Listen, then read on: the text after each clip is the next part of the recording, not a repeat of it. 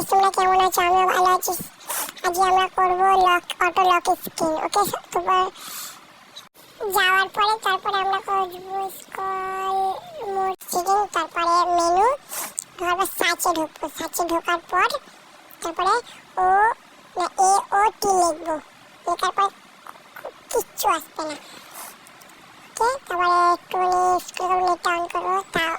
তাও কিছু ক্যান্সেল মারবো। ক্যান্সেল মারবো, টুলসে ঢুকবো। টুলস মিলে গেছে আমার। নোটিস ঢুকবো। ঢুকার পর কিচ্ছু পাবো না। ঠিক আছে, একটু তারপরে নেটওয়ার্কে ভিভো তারপরে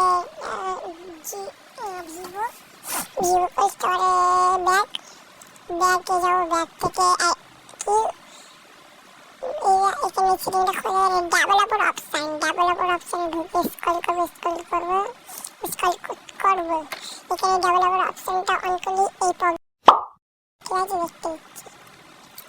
আসার পর ইউএসবি এটা, তারপরে আসার পর তারপরে ব্যাক আসবো। ব্যাক আসার পর অন করে তারপরে ফির ব্যাক আসবো। ব্যাক আসার পর মোড সেটিং ঢুকে স্ক্রল অটো লক স্ক্রিন এখানে মিলে গেছে। 5 মিনিট দিয়েছি।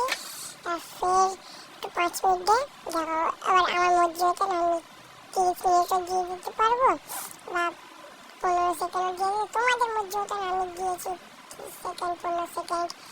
এবার আমি দেবো 2 মিনিট। এটা কনফার্ম করে, ঠিক আছে, কনফার্ম করার পর দেখতে আসবে। তোমাদের মধ্যে যে